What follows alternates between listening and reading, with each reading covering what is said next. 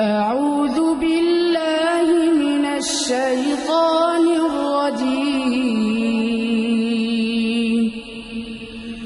بسم الله الرحمن الرحيم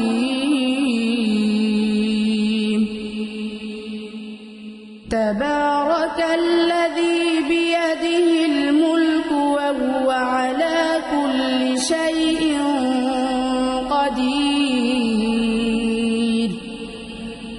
الذي خلق الموت والحياة ليبلوكم أيكم أحسن عملا وهو العزيز الغفور الذي خلق 7 سماوات طباقا ما ترى في خلق الرحمن من تفاوت فارجع البصر هل ترى من فطور ثم ارجع البصر كرتين ينقلب إليك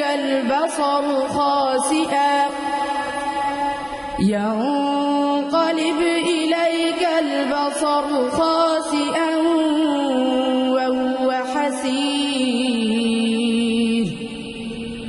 ولقد زينا السماء الدنيا بمصابيح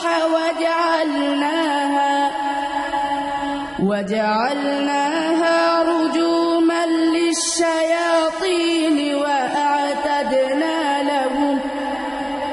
وأعتدنا لهم عذاب السعير وللذين كفروا بربهم عذاب جهنم وبئس المصير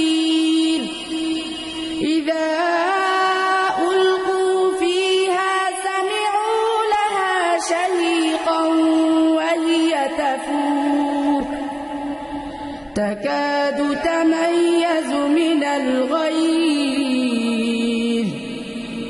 كلما ألقي فيها فوج سألهم خزنتها ألم يأتكم نذير قالوا بلى قد جاءنا نذير فكذبنا وقلنا ما نزل الله من شيء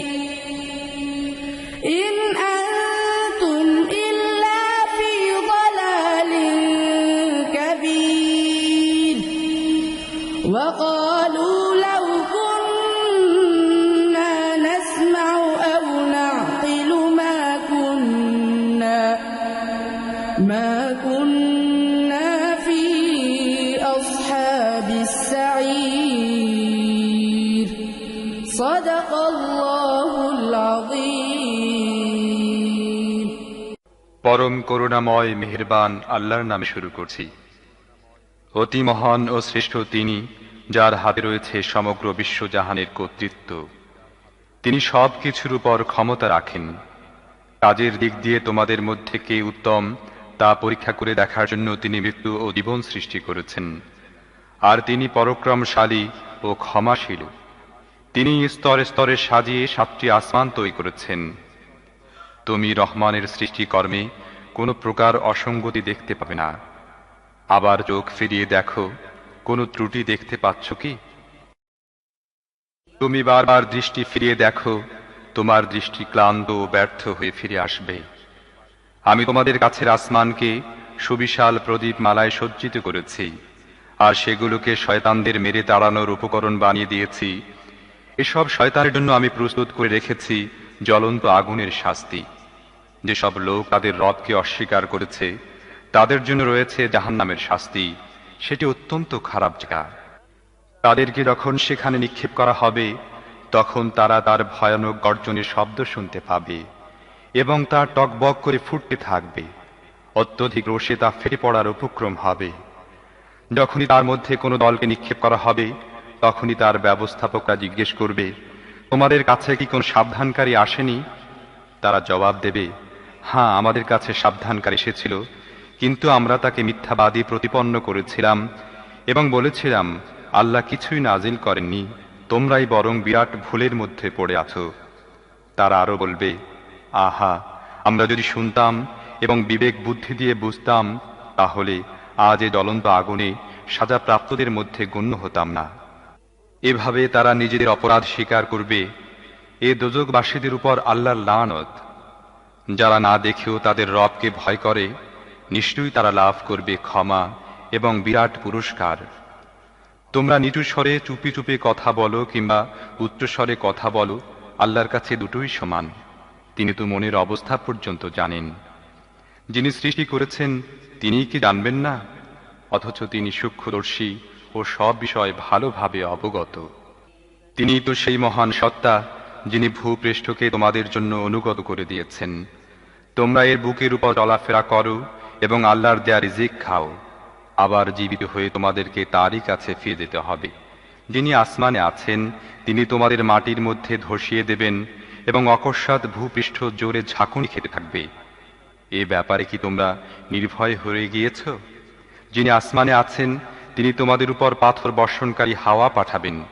এ ব্যাপারেও কি তোমরা নির্ভয় হয়ে গিয়েছ? তখন তোমরা জানতে পারবে আমার সাবধানবাণী কেমন। তাদের পূর্বের লোকেরাও মিথ্যা আরোপ করেছিল, ফলে দেখো আমার পাকড়াও কত কঠিন হয়েছিল। তারা কি মাথার উপর উড়ন্ত পাখিগুলোকে ডানা মেলতে ও গুটিয়ে নিতে দেখে না? রহমান ছাড়া আর কেউ নেই যিনি তাদেরকে ধরে রাখেন। তিনি সব কিছুর রক্ষক। বলতো, তোমাদের কাছে কি এমন কোনো বাহিনী আছে যা রহমানের বিরুদ্ধে তোমাদেরকে সাহায্য করতে পারে? বাস্তব অবস্থা হলো, এসব কাফেররা ধোঁকায় পড়ে আছে মাত্র। অথবা বলো, রহমান যদি তোমাদের রিজিক বন্ধ করে দেন, তাহলে এমন কেউ আছে যে তোমাদের রিজিক দিতে পারে? প্রকৃতপক্ষে এসব লোক বিদ্রোহ ও সত্য বিমুখতায় বদ্ধপরিকর।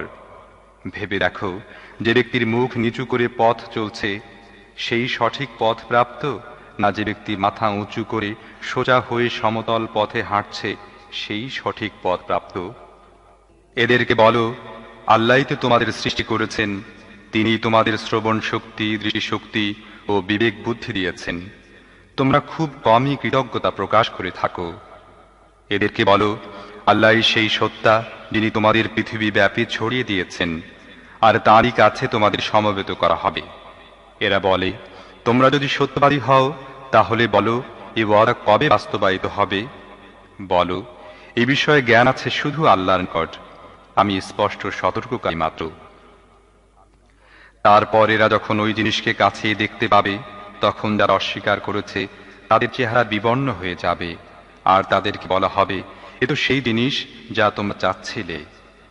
তুমি এদেরকে বলো, তোমরা কখনো এই বিষয়টি ভেবে দেখেছ কি যে আল্লাহ যদি আমাকে ও আমার সঙ্গীদেরকে ধ্বংস করে দেন কিংবা আমাদের উপর রহম করেন, তাতে কাফেরদেরকে কঠিন শাস্তি থেকে কে রক্ষা করবে?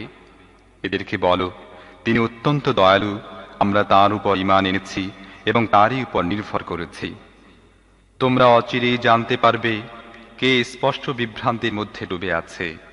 এদেরকে বলো, তোমরা কি এ বিষয়ে কখনো চিন্তা ভাবনা করে দেখেছ যে যদি তোমাদের কুয়াগুলোর পানি মাটির গভীরে নেমে যায়, তাহলে এ পানির বহমান স্রোতকে কে তোমাদের ফিরিয়ে এনে দেবে?